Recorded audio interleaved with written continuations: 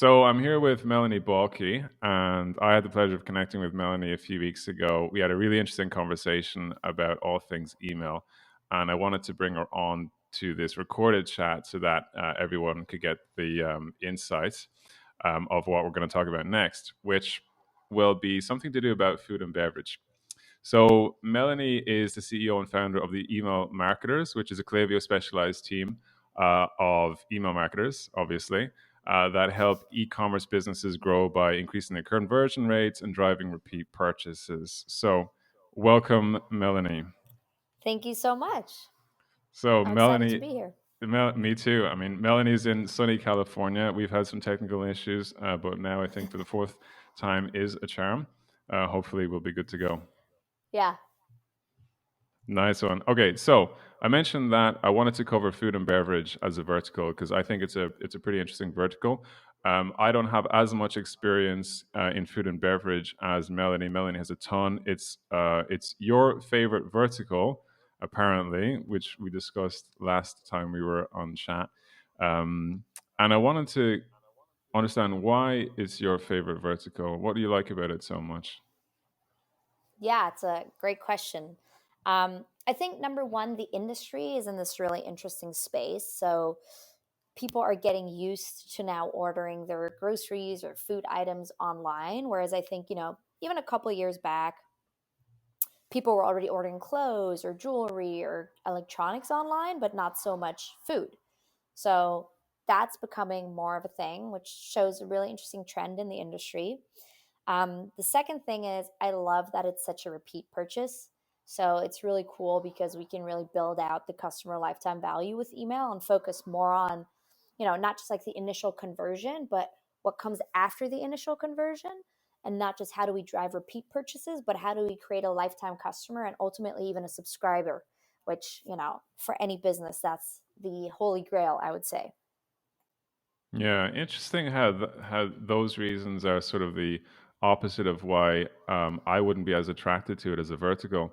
Like we still do food and beverage work, but personally, I'm more drawn to sort of like a longer sales cycle because we can create these touch points that sort of don't do anything in the moment, but I know that they add to that experience so that we can see that conversion, that lifetime value creep up due to our efforts. But in your case, is that one of the reasons why you like food and beverage because you can see how your work impacts the lifetime value and the conversion rates and such very quickly, so you have that very quick feedback loop? I think yes, that's part of it too. Although I will say we do a bunch of content focused stuff with our food and beverage clients as well. Um, but I just kind of like that. You're right. It is a quicker sales cycle, right? Like from first purchase to second purchase, people might often even subscribe on the first purchase. That's super exciting, and it is kind of cool to have these different types of customers that get very different types of messaging, right? A first purchaser gets a different type of messaging than a second or third time purchaser than a subscriber. I think that's what excites me about it. Like thinking about how do we move people from this point A of initial conversion to this point E of lifetime subscriber. And then, kind of thinking about, okay, what are all the telltale signs that someone might want to cancel their subscription? And then bringing those people back in, even if they cancel their subscription. I think those are like, it's kind of like a full circle thing, which I think is Mm. really exciting about it. Yeah, there's a ton of potential journeys that you can map out. I suppose there's no end to that too, right? Exactly. It's infinite. Yeah, maybe we can get into that a bit later because I mean, there's a question as to how detailed you go into building those post-purchase or even pre-purchase journeys. There's a question of internal resources. Like, it'd be great if you could just build out 17 different post-purchase journeys for purchasing first, second time, third time, fourth, all the way up to 17, whatever it is. Yeah. But of course, there's like the law of diminishing returns may kick in. So maybe we'll touch on that in a little bit because I think that's an interesting question that maybe we could get some insight on. But I think Totally. a great place to start would be where most subscribers start or most visitors start with a brand, and that is usually the welcome sequence if they do subscribe on that pop-up or a footer or some other means. So I'm curious what types of strategies you employ with the onboarding sequence, and maybe we should start with offers actually, and then go into the sequence strategies that you see working. So, what sort of offers have you seen work on that um, welcome onboarding sequence? Totally. Yeah. Great question. Um, I think, number one, you have your standard offers of what you're running on your pop up and delivering that, which I personally am, it's like my favorite A B tests to run are pop up offers of like 10% off versus $10 off versus different dollar or percentage amounts versus buy one, get one free versus content versus a giveaway. And to be honest, I've seen those all perform differently for different brands. So that's always something where we start with, right? Like following up on the pop up offer in the welcome flow. Um, and for honestly, for the welcome flow, we kind of stick on the offer side. We kind of stick to that. I think we get a lot more creative on the abandoned cart flow with offers and campaigns. The reason I guess I'm a little bit more conservative as amongst us email marketers on the welcome flow side of things is I feel like, and I'm really curious to actually hear your experience with this. I feel like the welcome flow for me, and I think I heard someone say this on a Privy podcast, which I'm a big fan of Privy, and that's been sticking with me since. They said, your welcome flow is essentially the same as someone walking into your retail store. Like when someone walks into your retail store, how would you engage with them? And so that's how I think about the welcome flow. And I think about how can we make that experience really unique and really different? How do we provide a pattern interrupt to any other e-commerce brand out there without already offering up a a discount or an offer on pricing, to say it that way? Because I think at that stage, if we move way too fast, now I've conditioned the customer to expect that. And if I can already grab a couple of customers with a very basic offer like the one we have in the pop-up and convert them through our value prop, through our great communication, through our content, then I'd much rather do it that way and follow up a little bit further down the funnel with bigger offers. Yeah, so basically, you're not focusing too much on that offer, but you're using it as a sort of a net, or like a web, right, to capture that Totally. um, that email address of the subscriber. Yeah, like I signed up. Actually, I posted about this on LinkedIn today. I signed up for a ecological store because one of our clients are in the space, and I was subscribing to competitor stores. And this one that I subscribed to, I can't remember what the initial offer was. Maybe it was 10% off or whatever it was. But there was, first of all, there was no welcome email. It just went straight into campaigns.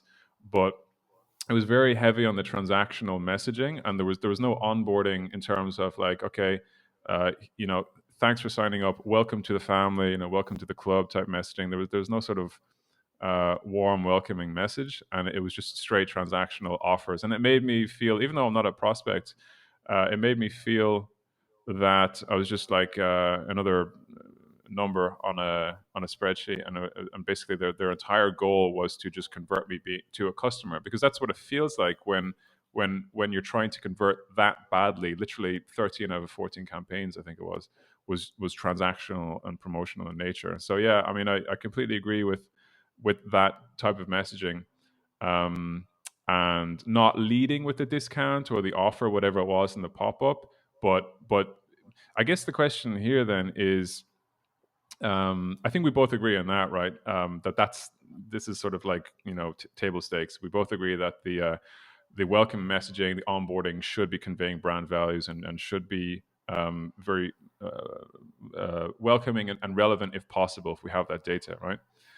Like if there are different categories that the subscriber may be interested in. But um, in terms of offers, let's go specific here. What type of offers have you seen maybe work better than others? For example, have you seen like 10% off work better than a sweepstakes type of offer, or vice versa? Yeah, I think that's such a great question. One of my favorite A/B tests to run when we work with a new brand, especially if they have an average order value over $100, is usually they have a standard 10% off offer, and I'll immediately run a $10 versus 10% off offer. And for some reason, probably 80% of the time, the $10 offer converts better. And it makes no sense, right? Because the 10% offer, if their average order value is over $100, would actually give them a higher discount, right? Let's say it's a $120 product, you're getting $12 discounted versus $10. But humans aren't logical, and $10 just seems like more than 10%. Most people don't do the math. So that's one of my favorite things to run. In terms of sweepstakes, yeah, I do see sometimes sweepstakes convert higher, especially for a while. Spin the wheel things were like, especially when it was new, right? And people had never seen it. That was like huge, and we got a lot of conversions. I will say though, and we talked about this last time, my question's always like, okay, initial conversion versus value of the subscriber, right? I found that sometimes when you do like spin the wheel or giveaway campaigns, your initial conversion is higher, but the value of that email is not necessarily as high as from a 10% off discount, right? Because the 10% off discount already shows you some purchase intent, right? I wouldn't give you my email if I didn't care, if I Exactly. wasn't actually, you know, You're in thinking about market. purchasing Yeah. you. Yeah. Yeah. So that's kind of what we see, which is not a bad thing, right? I mean, it doesn't really cost you that much to grab that email and send it and keep talking to this person. And sometimes, the purchase moment's not right now, but it might be 6 months down the road. So that's not to say don't do it, but be aware of it. Yeah, it's definitely something to test, and I think it also depends on the brand. We have brands where we run I guess I should clarify what I meant by sweepstakes. I mean, the spin the wheel type thing. I'm not a fan of that. I've never been a fan of that. It's just far too transactional and gamify in nature. I think it sends like the complete wrong message for any brand that's trying to build an engaged following. So the sweepstakes offers that we test are sort of like win a free month of Mm-hmm. the whatever the brand is selling, or win a free X item if they have like a product catalog and not subscription. So we just finished a really interesting test on this actually, where we tested a win a free product, and it's like their main product that they sell. They have a range of like 6 products. It's in the electronic space. Uh, that versus 10% off your first order. And it was really interesting because the 10% off your first order uh, drove a lower average order value because of the giving up the margin, the 10%. But it drove a much higher conversion rate. So the actual value per visitor was about 3 or 4 times higher Mm-hmm. than the sweepstakes subscriber. Now, extrapolate that over 12 months, maybe the sweepstakes subscriber would become more valuable. I doubt it, though, because it was such a vast difference between the two offers. And I think it's safer to go with what seems to be working in the short to medium term. But I just thought that was an interesting example of the high leverage point of testing that entry type of offer. So yeah, I'm all for Absolutely. testing that offer. And even if Uh, we're Go for it. totally, and I was just saying, even if we're thinking about like the initial conversion on the pop-up, one of the interesting things I've found is, I mean, you know this, but so much comes down to the copy and what you're actually conveying. The more realistic you actually make it seem that people are going to win something, which I find when you're saying things like, hey, win like a lifetime supply of our product, or win a 1 year supply of our product, winners chosen monthly, we found that the conversion on the latter is so much higher because people find that their probability of winning in their head is so much higher. So I thought that was also something really interesting to me. I was like, oh, like, the more likely they feel they'll win, the more likely they are to convert. And then what you were saying, I think is super, super interesting. And I'd love to do like a 1 year review to see, Mm. you know, whether that's true or not. But I would just from a gut feeling and experience feeling agree with you. It's more unlikely that that person actually will become more valuable. Yeah, because I mean, we can also use our hypotheses to explain the data we're seeing, whether it's true or not, right? But like, what makes sense to me is that the 10% off offer is capturing that purchasing intent, whereas the sweepstakes offer, there's no purchasing intent around Yep. inputting your email address. It's more just to capture whoever is sort of in market, and some of them will be, some of them won't be. So I think that might contribute to it also. So yeah, let's stick Yeah. on the welcome sequence because I want to get a bit deeper into strategies there. Um, One of my questions, sort of over the last few months, just asking myself this and seeing the data and trying different things, is how long an onboarding sequence should be. So it could be basically one email, which is delivering on the offer of whatever it was in that pop up and that welcoming messaging and conveying the brand values. It could be onboarding a subscriber in one email. It could be two or three emails where the second email, maybe you're giving some social proof, you're talking about use cases, transformations, whatever the product is. There's always going to be like success stories. um, Third email, you can get more in depth on the product itself, so more product focused as opposed to brand values, ingredients, and how we're different, stacking up against the competition. So that could be a basic 3-part welcome sequence. But then I wonder, how long could that welcome sequence be? Could it be 7 emails? Could it be 10 emails? Or we think in terms of time here, like sending a cadence of maybe an email every 2 or 3 days. Could it be over a 30-day period? Does this depend on the brand? Does this depend on the product? Let's just stick on food and beverage, right? Because I think it's easier to use that as an example. Totally. And most sales cycles are quite short. Consideration time is quite short on food and bev. So, what is your? I know this is a bit of a broad question, but what is your opinion on the length of that onboarding sequence, and how do you make a decision as to how many emails you would put into that? I think that's such a great question and something I ask myself probably every day. You'll hear me say this a lot. I think it depends on your brand and your subscriber and your sales cycle. Not food and bev specific, but for example, I worked with outdoor furniture where the sales cycle was pretty long and the price point was really high. And when I came in, they had a really high performing welcome series, onboarding series that was probably 10 to 15, maybe even at times 18 emails, depending on kind of like the conditional splits. And I thought that was really interesting. And so one of the things I tested was a shorter onboarding series, um, just kind of like playing around with that idea like, hey, what if we shorten this and will it perform better? I don't have that data yet, to be honest, because it's literally just launched. So I can follow up with that and maybe we can add it in there. For food and bev specific, yeah, it's a shorter sales cycle. And one thing I've seen as a trend is like we used to do these longer cycles over a longer period of time.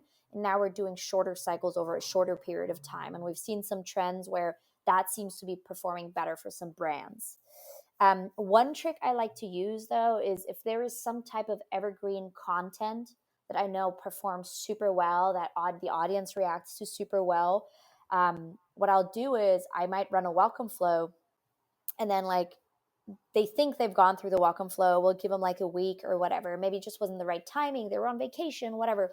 And then I'll send a follow up email that is part of the welcome flow. It doesn't seem like it's part of the welcome flow, but it is like either really great evergreen content that I know always pushes people through the sale, or for the abandoned cart flow, I actually do a flash sale. So like one of my tricks where I'm like, oh, now Hmm. these guys think they've gone through the abandoned cart flow. We're going to wait like 5 days, 7 days, 10 days, depends on the brand. Um, and then we'll send a flash sale today only. Doesn't even have anything to do with their cart. We don't even let them know that we know about their cart, but we're kind of trying to push them through just based on the hypotheses it wasn't the right timing. And we do the same with the welcome email, just a lot less offer focused, more like content focused, like, hey, we're still here, reminding them come back type of stuff. So yeah, that's kind of how I'm looking at it at the moment. That's an interesting technique on the abandoned cart strategy. Maybe I'm going to earmark that, and we might hit upon that in Yeah. a little bit. Because I've never thought about doing that, like waiting a while and then going back in there with with an offer. So on the welcome flow, okay, so it depends on the brand, as you say. Depends on the industry, of course. I agree. But is there a way that you make a decision? Like if we use an example of a brand selling, I don't know, like snack bars, protein bars, something like that. The sales cycle is quite short, or let's call it the repeat purchase cycle, which would be like a month, and then the consideration phase is literally like maybe a day or a few days. Using that example, is there a way that you try to determine, okay, let's go with a three-part sequence here, let's do a seven-part, 10-part, or do you just basically have a couple of tests where you launch with varying that length, that frequency? Yeah, great question. I think number one, it also depends what we're doing on the campaign side. If we're doing pretty good stuff on the campaign side, then I might opt to do like a shorter welcome series and count on campaigns being the touch point. If I know our campaign side is pretty light, then I might opt to doing a more, let's call it aggressive welcome series. I do think, when we have sales cycles of like 2-3 days, then yeah, we're going pretty heavy, pretty early on. And also like when we're doing the value prop thing, like this is why you should buy us. This is why our protein bar is better. This is how we compare to competitors. But I think we're also doing a lot more stuff of like, check out this recipe. Like, this is how you can use it. And even like out of the box stuff, right? I think if you guys want to check out Javy, Javy, they're like a coffee concentrate brand. And they have such an interesting email series to me because they really come after you, but they come after you with good content. And I think they do a really good job of actually like knowing like, hey, people who buy this stuff, there's a short sales cycle. So let's make sure we communicate with them on that. And then obviously it also depends, right? Sometimes we'll test it. We'll totally A/B test it. We'll do two different routes and we'll split it and we'll have half people go through one route, half people go through the other route if we're not sure. Um, and sometimes we'll just kind of guesstimate and see what the data looks like, how it compares to our benchmarks, and then adapt as we get the data back. So it really does kind of depend also on, quite frankly, what the client wants to. Like, if they're like, hey, I just want something up and I just want it running, and then we can optimize later. Or if they're like, no, I want it to be super elaborate. It really depends on that too.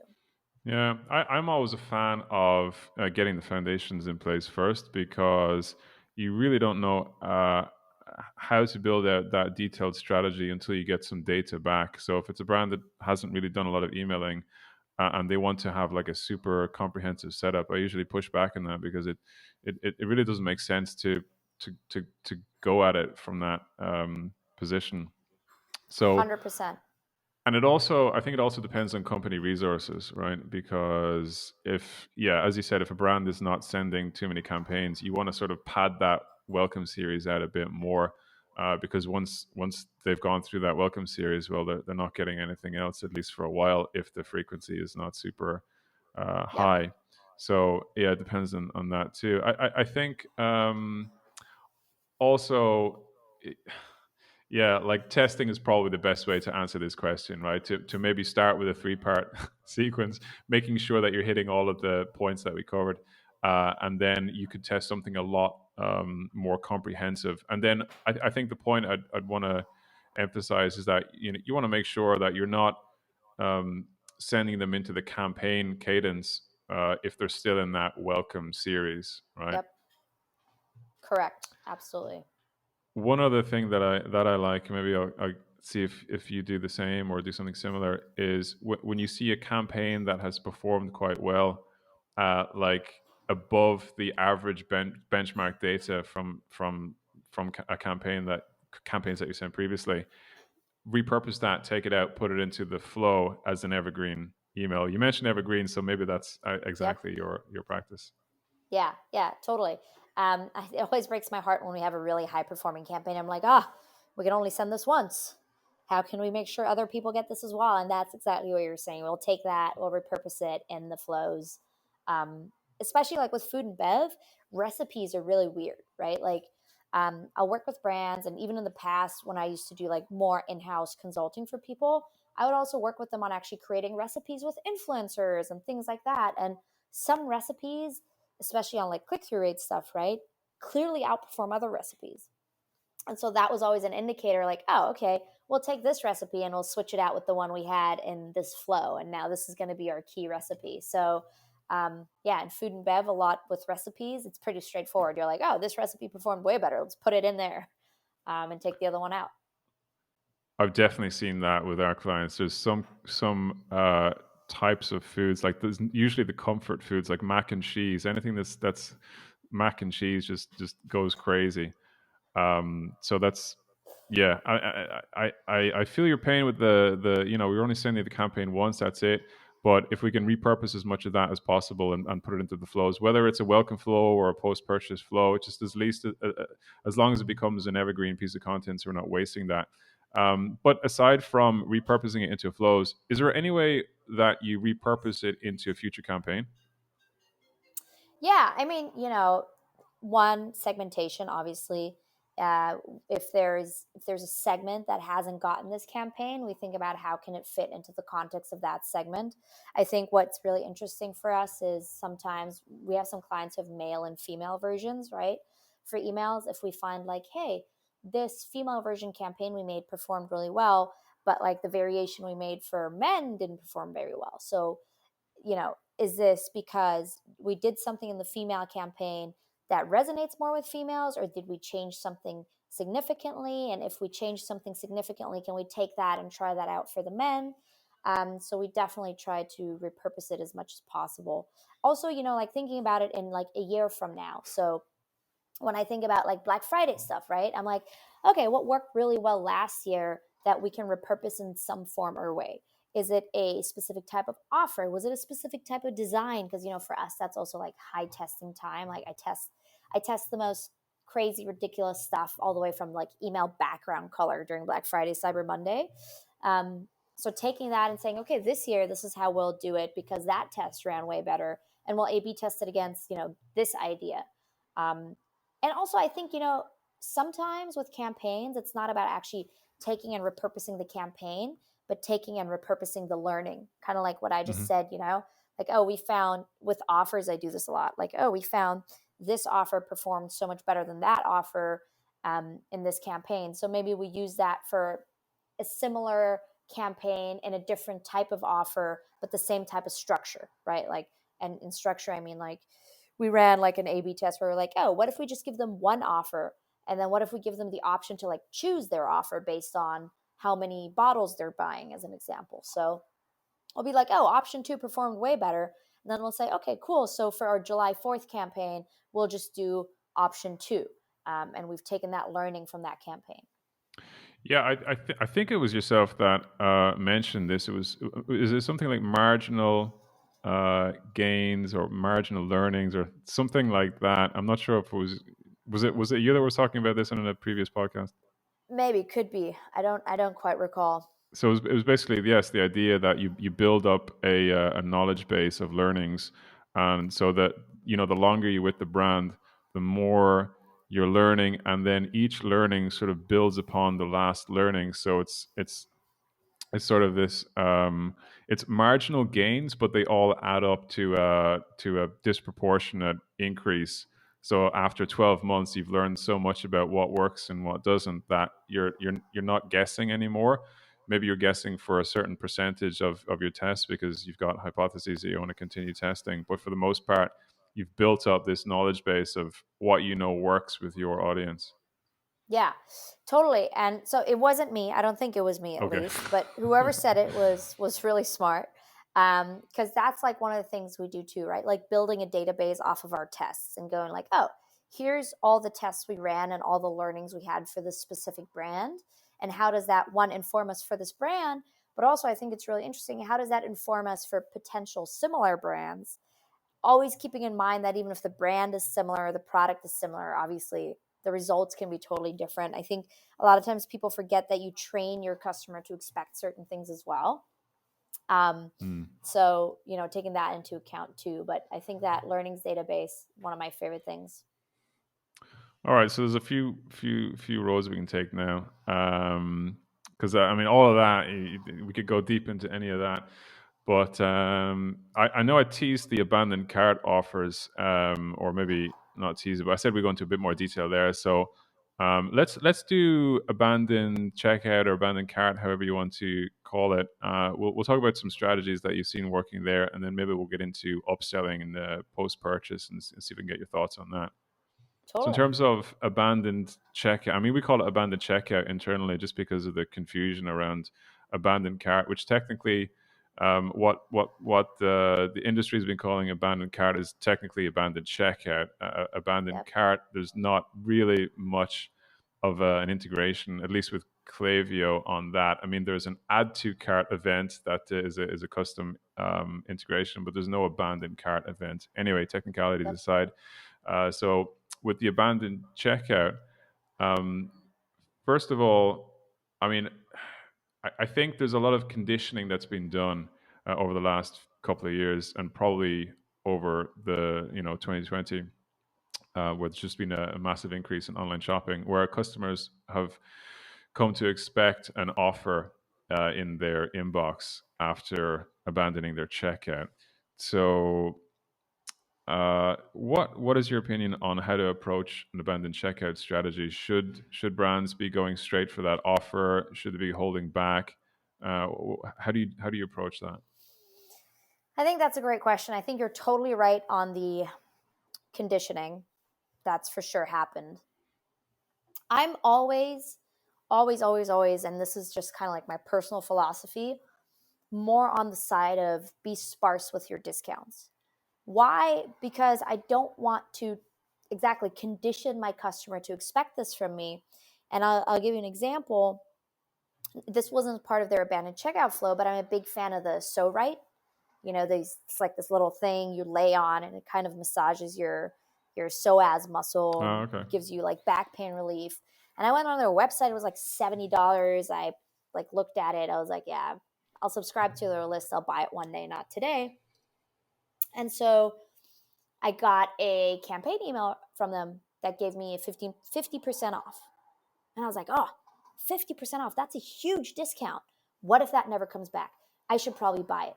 Oh my God, it ends today. I don't know. Still kind of a lot of money. Whatever. I don't really need it right now. So I chose not to purchase it, but I was like kind of nervous. I was like, man, it's probably not coming back, a discount like that. Now, probably maybe 2 weeks later, they came back. Same discount, 50% off. So now I'm conditioned and I know, oh, they do 50% off all the time. My odds of ever purchasing this thing at full price, zero, Hmm. right? And my expectation now is I know they're going to do 50% off. Even if I have to wait to November to Black Friday, which probably now I will because they just ran 50% off on a regular weekday, not even like a special sale day. Now I'm getting really curious. I'm like, oh, I wonder what their Black Friday offer is. So now they've totally conditioned me to never buy their product at full price and expect discounts. So that's why my overall philosophy is be careful with conditioning your customers to consistently expect discounts from you. So I personally love to run like a traditional kind of ban and cart flow. And again, we're talking about pattern interrupt, right? Usually people expect their last abandoned cart flow to have that, okay, fine, you got us. Here's 15% off or something type of deal. We don't do that.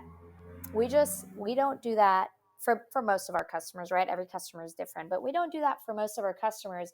And I'd much rather do that thing where I wait a couple of days, and if they still don't convert, I'll do like a flash sale, today only, special event, special occasion. So now I've conditioned them to not think, oh, it's part of my abandoned cart flow. This is just like really today urgency. They're getting this. Plus, we run pretty sparse discounts on campaigns as well. So really is going to be something special. And if they miss that and they get a campaign with a discount, it's not likely not going to be very close to when they got this email. So then they're going to be like, oh, okay, now they're running a discount again. Last time I missed it. Now I'm going to convert. Hmm. So in terms of content, I'm very focused on like, what are the things that could be keeping this person from actually making a purchase? So I always envision it like there's a little river and your customer's on one side. And I also think I stole this from another podcast. So if I'm not accrediting it to the person who said this first, I'm sorry, I don't remember who it was. But your customer's on one side, there's a river, you're on the other side, and then your abandoned cart emails are laying the stepping stones for your customer to actually cross the river and come over to you. And a lot of times it's trust stuff too, right? There's so much uncertainty. They don't know. Is your product good? There's so much scam stuff out there. With food and bev, especially, like, we focus on taste, right? Like, a lot of people in food and bev forget that taste is the number one reason people will buy your product. I don't care what special benefits your product has. Taste is still the number one reason. Mm. How do we convey how good it tastes? And how do you do that via email? Great question. One, mouth-watering copy. I don't know if you've ever read good food and bev copy. It makes you want to eat your laptop. Um, Two, I think social proof is huge for this, like showing people enjoying the food that are real people and not just weird models. I found that, like when we used to do ad stuff, we found that ads with people who have big expressions convert way better. And I see the same in email, right? It's way more exciting for someone to see a real person having a real expression, giving real feedback on how the food tastes. Um, and I think the third thing is, it's really interesting, but recipes are like a thing, like seeing the food in different ways. Even if it's like a protein bar, like, what are all the ways I can use this protein bar? Maybe you throw it in a blender and you make it part of your morning smoothie or something like that. Stuff like that, yeah. And great visual imagery too, by the way.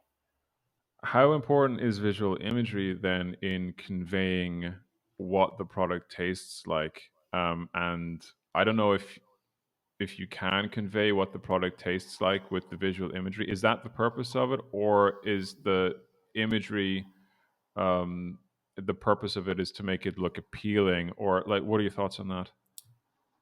I think that's a great question. I think we're not conveying what the product tastes like, but just that it's a desirable taste.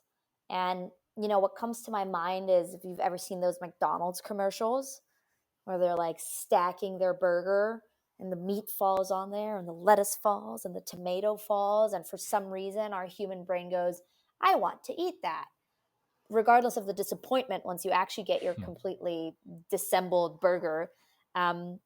I think that's how visual imagery works for food and beverage. It's not necessarily that we're saying like, hey, this is the taste.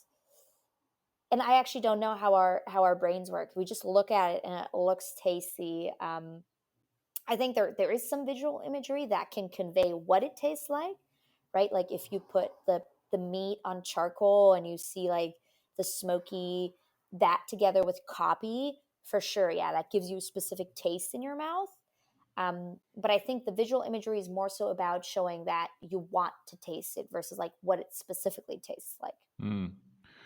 That's interesting that you said about the charcoal, because like what I thought about that when you mentioned it is that what it's doing is it's activating memory structures of past experiences where you've had that same experience. So you're relating this new product to a very positive past experience. So it's sort of hijacking those memories that a potential customer may have and Totally. attaching them onto the product. Yep. And I think you were saying like protein bars, like how do you activate a memory for something that they don't know at all how it tastes? And I think or olive oil. I used to work with olive oil. A lot of what you do is you remind them of other things, right? Like even wine, you say notes of, it Mm. has hints of, um, that, and then with the imagery with it. So with wine, for example, if you have like a really nice and fruity wine and it has hints of, let's say, strawberry and cinnamon. I don't know, it sounds like a terrible wine, but that was that was what I had in my Sounds mind. normal.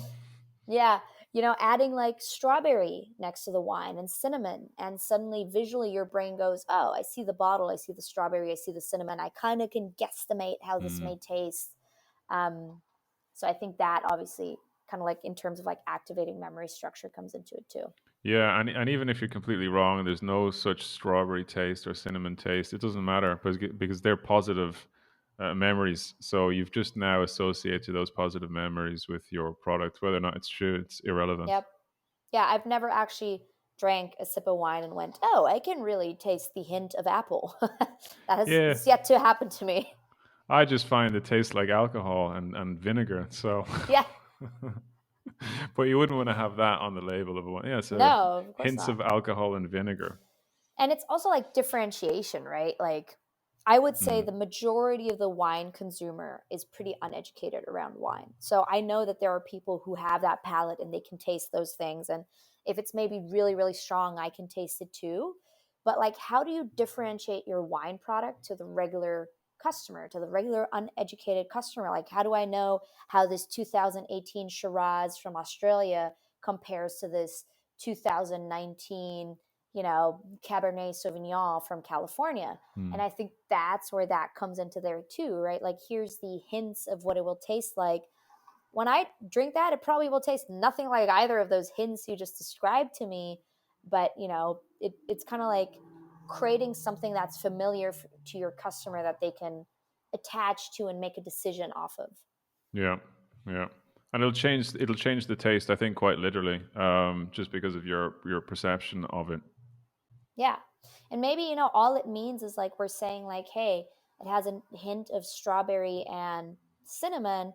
Maybe all we're actually conveying is like, hey, it's a more homey, warm, wintry Mm, type of feel versus like if we say, oh, it's crisp apple and something else. Oh, it's like more of a summery type of feel. So, mm. you know, Yeah, and that can also allow for those memories to be a bit more um, vague. I mean, not specifically honing in on the strawberry, but all the family memories that you had. Maybe you had a great picnic, and then you're thinking about that even on a subconscious level. You're associating all those memories. So it's not specifically just the strawberry, but it's everything that's associated with it, and the yep. memories you have about that or where that strawberry Yeah. was featured. I'm sure there's a lot of science on this, but I want to move on and maybe we can talk about upselling or as it's technically called cross selling, because I know those two terms get conflated. So basically, upselling is just typically selling more of the same product. Cross selling is selling a relevant product, a different product to the one that you initially purchased. So if we're talking about cross selling in post purchase flows, is there any type of strategy that you recommend um, in terms of cross selling?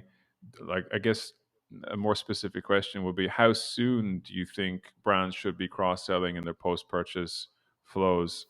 Should they wait a little while, or should they go straight in and start cross selling in order to get that initial same day order value up? Totally. Yeah, I think it depends on your product and your price point. I think if someone's just spent, and again, it also depends on your product, right? If someone just bought apparel from you and it was really expensive, I don't know if that's the right opportunity to cross sell. But if someone just bought, lower price products from you and there is something that goes well with it, that could be a great opportunity. Like, for example, Dollar Shave Club, I think, does such a great way, or used to do such a great way at cross selling right as you order. So you might order your razor kit, you get your order confirmation, and they're cross selling you an offer for their shaving cream, right? I think that's awesome. I think even sometimes higher price points can work. Like, let's say, for example, someone just bought a laptop from you, they get an order confirmation, and now you're cross selling something that they need that's a much, much lower price point. Like, hey, you just bought this laptop for $1,000. We're giving you 30% off this lightning cable because, by the way, none of your stuff will ever work again with this laptop. I think Hmm. that can work really well. I'm always more careful around, like, if someone just bought a $300 sweater, cross selling them another $200 sweater in the order confirmation or something like that. So that's where I'm more careful, but I think there's a lot of opportunity for cross selling right in the order confirmation. And that's not the Shopify order confirmation because you obviously can't do that in that one, but in your Klaviyo kind of like order follow up. When you say you can't do that in the order confirmation of Shopify, is that because you're thinking of it as a transactional email where you should be doing no marketing? Or are you talking about like Yeah. specific policies of Shopify? Yeah, that's kind of the transactional email, no marketing type of policy we're trying to adhere to. Yeah, no, I agree with that. Even though we have done a little bit of that in the past where we've coded order confirmation emails in Shopify and we've put like a subtle banner at the bottom that's Yep. promoting a loyalty club or something that's not aggressive. I think there's a place for that potentially. I know you can run transactional emails in Klaviyo, and they do have a very strict policy on promotional messaging that it's sent from a different IP, so you have to get manual approval on those emails.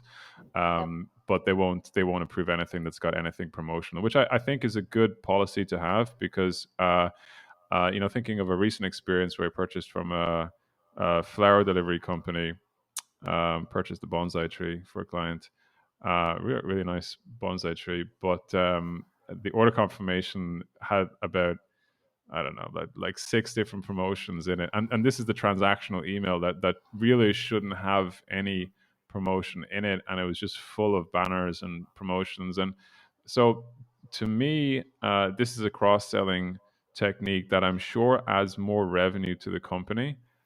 However, I'd want to see some data on like a post-purchase experience that wasn't so aggressive versus this aggressive strategy, and maybe looking at the lifetime value in 12 months. Obviously we'll never see that. They probably won't do that test, because it's much easier to see the increase in revenue and just sell that to the higher ups, than selling a 12-month experiment where it may or may not increase any revenue at all. But gut feeling, I think doing aggressive post-purchase selling in the transactional email, never mind other emails, is probably not a good practice, because the feeling I got from that was, well, I just purchased at full margin, and now I see discounts littered throughout this email.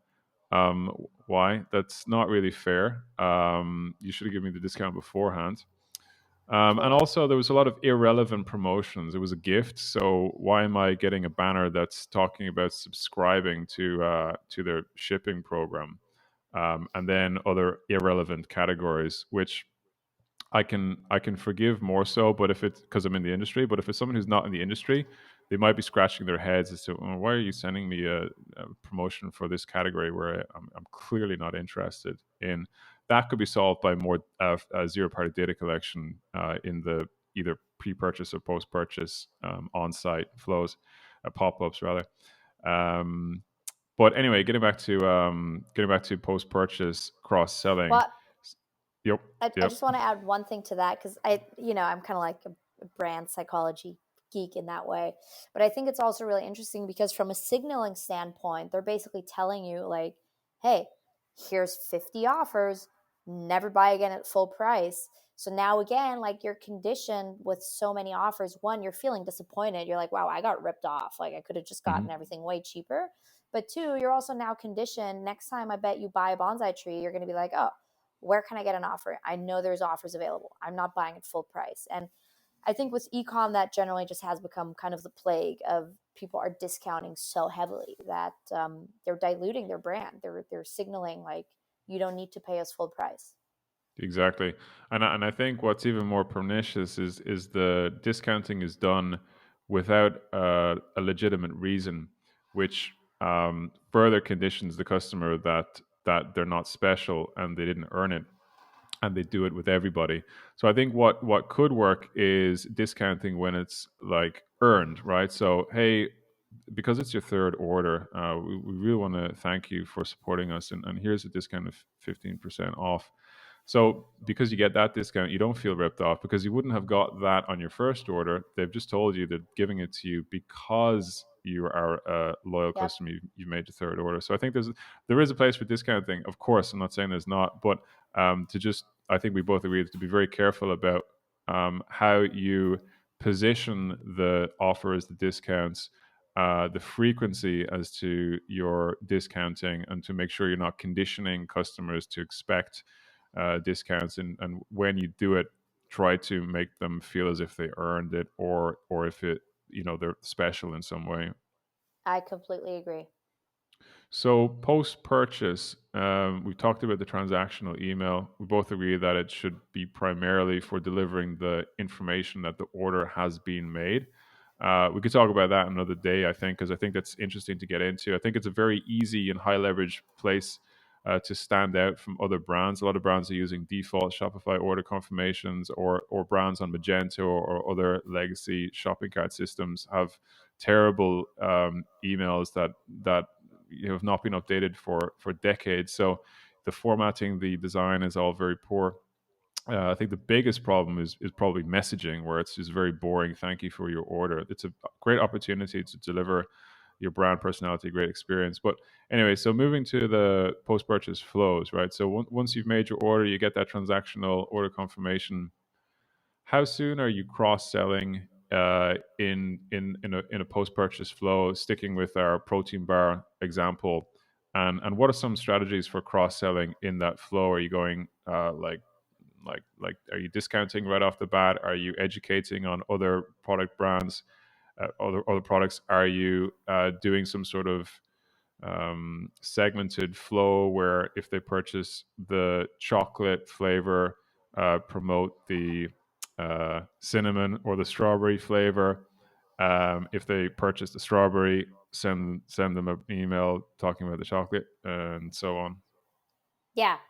The last thing you mentioned is exactly what we do. So depending, also obviously depends on how many protein bars you have. If you have like 70 protein bars, we're probably not going to go that deep, at least in our first email iteration. But yeah, so for example, you buy the chocolate protein bar, then you'll go through your chocolate protein bar post purchase flow. um, what we like to try to do, especially in the beginning, is like, reduce uncertainty. You kind of just like you took this huge leap. So our first focus is really reduce uncertainty about you having made this decision. Hold your hand until you get your chocolate bars. Once you get your chocolate bars, focus on how can you get the best out of these chocolate bars? How do you eat them? How do you store them? What are some recipes? What's the best way? What are the benefits again? Kind of like reminding you. Then trying to like grab your experience with it. Sometimes if we want to go a little bit crazier, we might even do like, hey, if a customer gives us a positive testimonial, that's when we'll jump into cross selling. Sometimes we'll run them through the cross selling regardless of the positive testimonial. Again, it really just depends on our clients, their bandwidth, their wants, how much data we already have. And then, kind of like you said, if they have the chocolate bar, hey, let's talk about the strawberry bar. If you love chocolate, we found that like 80% of our customers who love chocolate, they also love buying strawberry. It's something you were kind of stealing from Amazon. Like customers who've bought this have also Yeah. bought that. So it's like this mix of social proof and cross selling and recommendations. And then what we can do in the reorder flow, once we kind of push them to reorder, we might even add it in there after we've kind of promoted strawberry and we've told them about strawberry and how amazing it is. Once we're like, hey, it's time to reorder your chocolate. By the way, if you add strawberry, you can get like, buy your chocolate today and add strawberry for 20% off your entire Mm. order or something like that. And sometimes what I like to do as well, it's kind of like, like I said, I'm obsessed with the post purchase flow and moving people from purchase 1 to 2 to 3 to subscription, like teasing offers like, hey, if you don't forget in your next order, it's time to order. And in your next order, we'll have a little surprise for you. And that surprise can be actually a cross sell product for them to try. So maybe they've been ordering chocolate so far, and in the surprise that we promised them, maybe we'll throw a bar of strawberry in there and give them a taste. And maybe in the delivery box, we'll have a little note that says, hey, if you want to order strawberry specifically, here's a discount, or we follow up with an email. So there's like a plethora of possibilities there. Mm. Well, unfortunately, we're a bit out of time. I'd love to go into those a bit more in depth, but um, yeah, I think there's just so much you can do on the post purchase flow. I think also at the end of the day, it does depend on resources and the data that's available. So going back to what we mentioned at the start of the call, I think start with the foundations, and then depending on how many resources are available and how much data you're collecting, then start building out that flow. Because if a store has 2,000 products, you don't want to be creating flows for Yep. buyers of each individual category and subcategory, because Yep. it's probably the case where there's a Pareto principle at work where like 2 out of 10 of the categories are driving the majority of the sales, and that's where you need to focus on in building out those flows. Absolutely. Well, thank you, Melanie. It's been an absolute pleasure. Thank you for your insights. I know Of course. I didn't take any notes because I wanted to be present for our conversation, but I will be watching the recording several times and jotting everything down. So I learned a lot, and every time I talk to you, I learn a ton. So I hope we continue to chat further in the future. And yeah, just all the best in California there, and hope to speak soon. Same here. Thank you for having me, Rod. Thanks, Melanie. Talk soon. Talk Cheers. soon.